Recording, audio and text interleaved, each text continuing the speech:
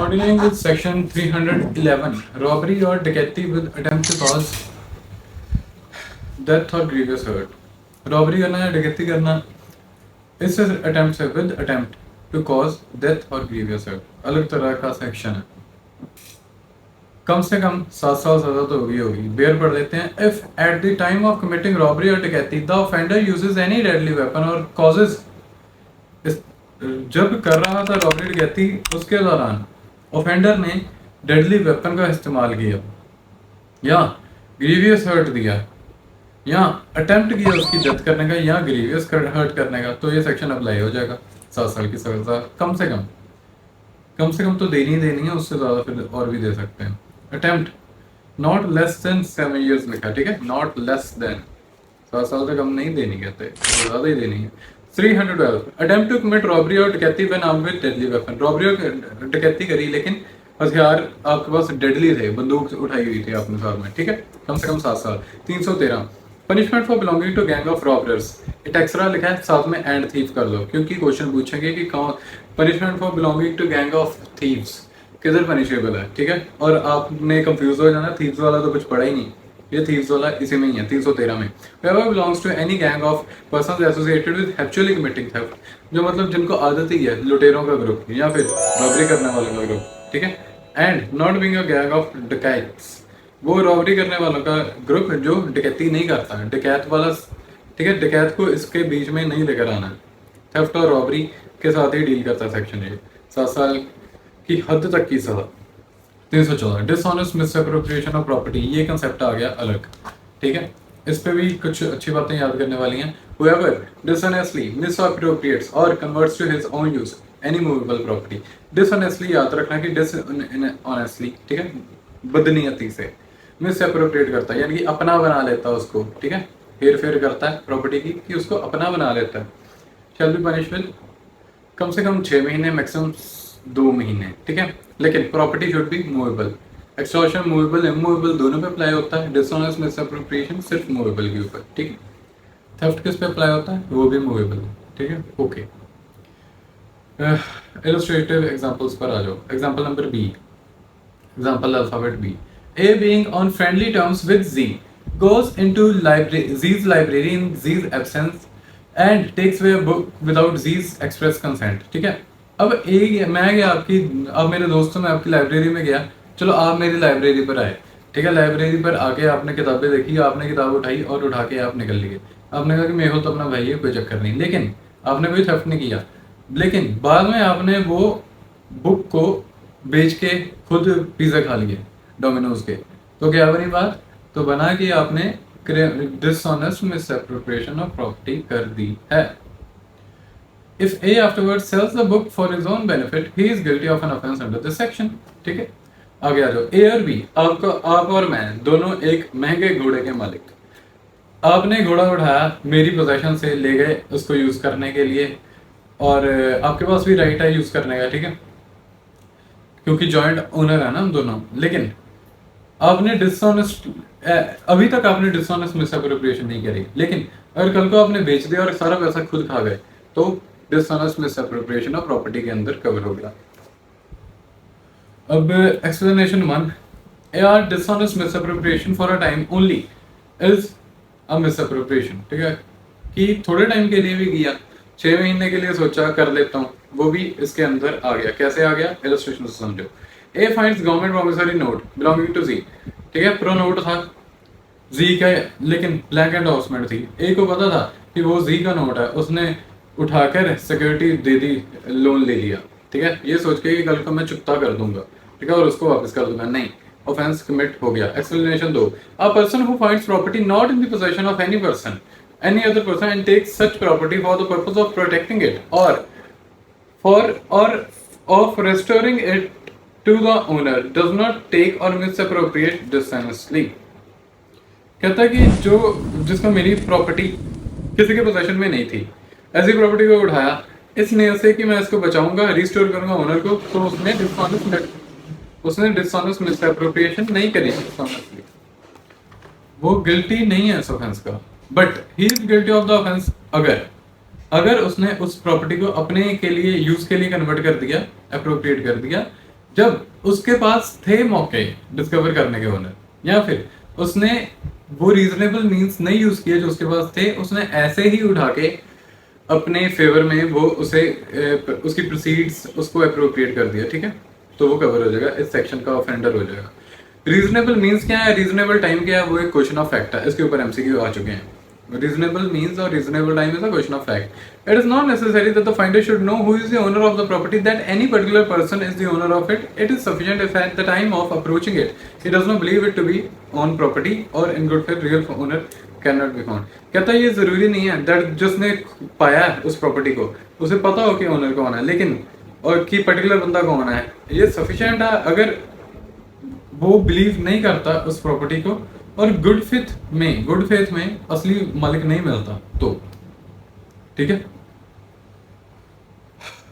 ये जरूरी नहीं कि उसको पता हो ही हो, उसने ढूंढने की कोशिश की नहीं पता लगा तो कवर नहीं होगा, ठीक है।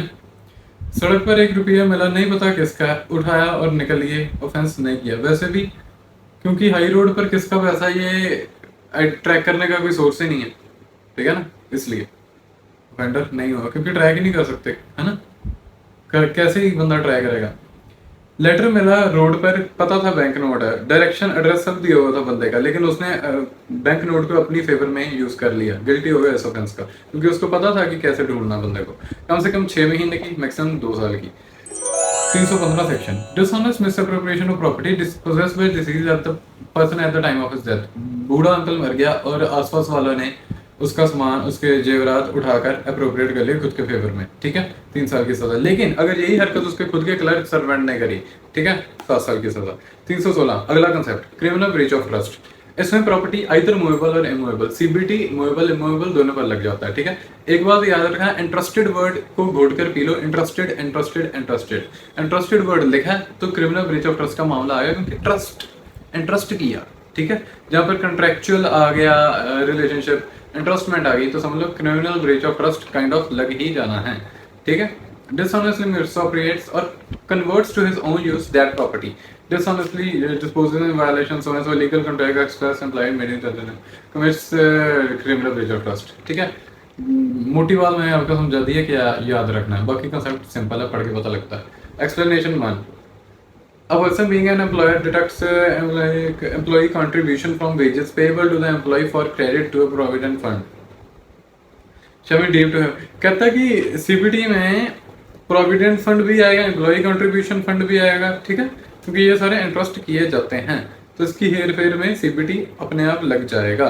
एम्प्लॉय स्टेट इंश्योरेंस का मामला, एम्प्लॉय स्टेट इंश्योरेंस फंड का मामला हो, वो भी shall be deemed to have been interested to that public servant who is dealing with all these mechanisms and accounts of it, ठीक है। ये बात याद रखना, ये दोनों चीजें कवर्ड है, एक्सप्लेनेशन 1 और 2 ये बता रही हैं। Person can commit criminal CPT office own property also, खुद की प्रॉपर्टी की भी सीपीटी कर सकते हैं, क्रिमिनल ब्रीच ऑफ ट्रस्ट कैसे आगे देखेंगे।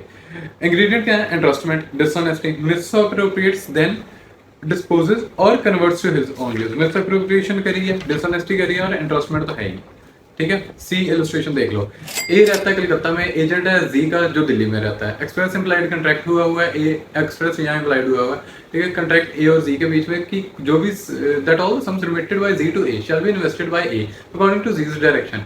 जी ने रिमिट किया 1 lakh B to A with directions to A to invest the same in companies paper, ठीक है। उसने डायरेक्शन दी कि इसको कंपनी के पेपर में इन्वेस्ट करना है इस चीज को, ठीक है। ए ने डिसोबे किया, अपने धंधे में पैसा लगा दिया, क्रिमिनल ब्रीच ऑफ ट्रस्ट, ठीक है। बट ए ने सेम चीज करी लेकिन डिसऑनेस्टली नहीं करी, उसे पैसा दिया गया था इधर लगाना है, उसने लगाया उधर, ये सोच के कि यार उधर ज्यादा फायदा हो जाएगा, तो सिविल एक्शन उसके खिलाफ कर सकते हो, लेकिन क्रिमिनल मामला नहीं हुआ। क्लॉज 2 में देख लो 5 साल की हद तक की सजा इस ऑफेंस की।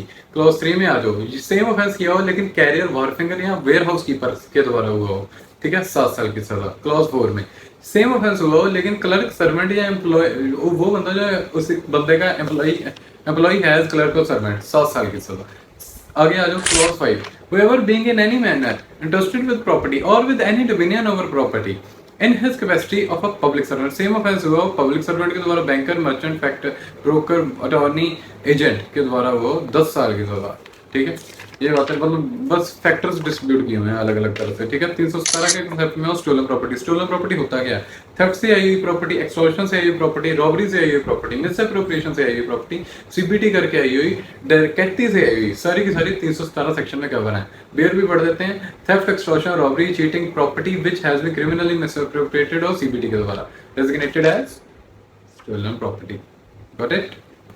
पहले क्या था आईपीसी में, चीटिंग वाली स्टोलन प्रॉपर्टी नहीं थी, अभी चीटिंग वाली भी स्टोलन प्रॉपर्टी में आ गई हैं, ये बात याद रखना। चलो अब पहले 5 चीजें थी, अब 6 चीजें हैं। Theft, robbery, extortion, cheating, criminal misappropriation और सीबीटी, सारी की सारी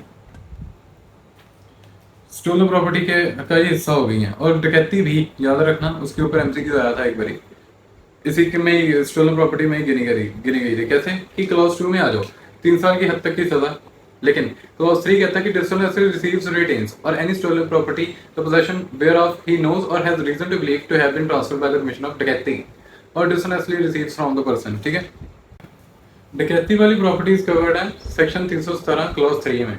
ठीक है, जो डकैती के द्वारा आई हुई है, ठीक है, वो वाली या गैंग ऑफ डकैट्स को बिलोंग करती हैं, known to have been stolen, इसमें पनिशमेंट होगी लाइफ, उम्र कैद या फिर 10 साल की हद तक की।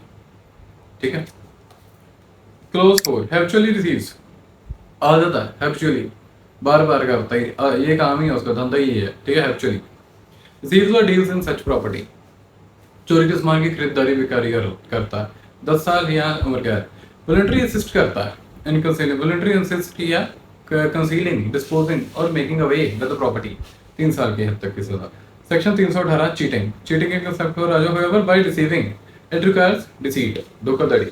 एनी पर्सन फ्रॉडुलेंटली और डिसऑनेस्टली, फ्रॉडुलेंटली और डिसऑनेस्टली दोनों कवर्ड है चीटिंग में, याद रखना, इसके ऊपर एमसीक्यू आ चुका है। Fraudulently or dishonestly induces the person so deceived to deliver any property to any person, consent that so and so intentionally induces to emit, or he would not emit if he were not so deceived. Harm is likely to cause damage or harm to that person. बीच वाली सारी बातें जो skip करी वो पढ़ के समझ लग जाएंगी, मेरे बताने की जरूरत नहीं है। लेकिन harm to that person in body, mind, reputation और प्रॉपर्टी, ये बातें चारों पी जाओ। बॉडी, माइंड, रेपुटेशन और प्रॉपर्टी, इसके ऊपर कितने ही एमसीक्यूज बन चुके हैं, बनते रहेंगे। ठीक है, बॉडी, माइंड, रेपुटेशन, प्रॉपर्टी, चारों चीजें चीटिंग के अंदर कवर होती हैं। ठीक है, फॉर कंप्लीट, जो जैसे जैसे मैंने मार्किंग की होती है ना अपने पेयर पर, ये अंडरलाइन किया, ये टिक किया, underline tick, same to same copy paste कर लिया करो अपने पेयर पर। ठीक है, क्योंकि वो चीजें, हर चीज किसी वजह से करी हुई है मार्क।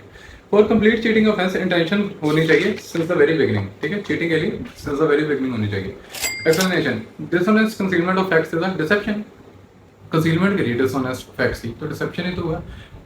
ए एक्टिंग करी कि मैं सिविल सर्विस का ऑफिसर हूँ, intentionally deceives Z and thus dishonestly induces Z to let him say have on credits the goods which he does not mean to pay। उधार पर चीज ले ली, ये क्या कि मैं सिविल सर्विस का ऑफिसर हूँ, बंदा पागल वो जिसने दे दी तो दे दी, लेकिन उसके साथ चीटिंग होगी, ए चीटिंग कर गया जी के साथ। ठीक है, जी इलस्ट्रेशन ये बताती है कि डिसऑनेस्ट इंटेंशन शुरू से होनी चाहिए। कहते हैं कि ए ने इंटेंशनली रिसीव किया जी को into a belief that A means to deliver to G certain quantity of indigo. A कहता है कि मैं तेरे को ना इंडिगो प्लांट की सो क्वांटिटी दूंगा, पर उसकी नियत थी मैंने नहीं देनी। Thereby dishonestly induces Z to advance money upon the faith of such delivery. भरोसे पर कहता तो पैसे दे दे, भरोसे पर पैसे दे दिए, ए ने चीटिंग कर दी। But if A at the time of obtaining the money intends to deliver the indigo plant and afterward breaks his contract and does not deliver it, he does not cheat but is liable only to a civil action। ठीक है ना, कहता है कि शुरू से अगर उसने ये सोचा हुआ था तो चीटिंग है, लेकिन अगर पैसा लेने के टाइम पर तब तो नहीं ऐसा था, लेकिन बाद में ब्रेक किया कॉन्ट्रैक्ट, ठीक है, तो ऑफेंस कंप्लीट नहीं हुआ। ठीक है, क्योंकि बाद में सिविल एक्शन के लिए रह गया। क्योंकि इंग्रेडिएंट क्या है, इंग्रेडिएंट जैसे मैंने पहले बता दिया कि सिंस द स्टार्ट क्लॉज 2 3 साल की हद तक की सजा है इस सेक्शन की। Clause 3 thereby likely to cause wrongful loss to a person whose interest in the transaction to which cheating relates he was bound either by law। ठीक है, जिसमें नियत थी likely to cause wrongful loss to a person who is interested in the transaction, 5 साल की हद तक की सजा। Clause 4 whoever cheats and thereby dishonestly induces the person deceived, ये 420 अब इसमें आ गया 317 4 में 318 4 में। 420 का सेक्शन कि dishonest inducement of delivery, cheat तो ये किया लेकिन प्रॉपर्टी की डिलीवरेंस भी करवा दी। बस यही फर्क है 318(1) और 318(4) में कि उसमें property is not delivered, here property is delivered because property is delivered the imprisonment is of more years, 7 साल की। 319 चीटिंग बाय पर्सनेशन, चीट करना लेकिन कुछ और बन के। मैं एक आम आदमी हूँ, मैं बिलियनर बन के एक्टिंग करके चीट कर जाऊँ, ठीक है ना चीज। रियल पर्सन इमेजिनरी पर्सन दोनों इंक्लूडेड है चीटिंग बाय पर्सनेशन में। क्लोज 2 में आगे देख लो 5 साल की हद तक की सजा cheating by personation. 320 dishonest fraudulent removal और concealment of property to prevent distribution among creditors. अब ये क्या करते हैं, कुछ वकील बड़े शातिर बनते हैं, वो कहते हैं कि जी हमने तो सिविल सूट में देने नहीं है पैसे, हम क्या करेंगे इसके एसेट इधर उधर करवा देंगे, ठीक है। डिसऑनेस्ट रिमूवल, फ्रॉडुलेंट रिमूवल और concealment of property to prevent distribution among creditors offence हो गया। कैसे? कम से कम 6 महीने की, मैक्सिमम 2 साल की। कैसे? क्योंकि आपने उसके पैसे नहीं देने थे, इस वजह से आपने, आपके ऊपर जब आपको पता केस चल रहा है फिर भी आपने अपनी एसेट्स कहीं और दिए, जान के दिए ना, इसका मतलब तो ये ऑफेंस हो गया। That was it for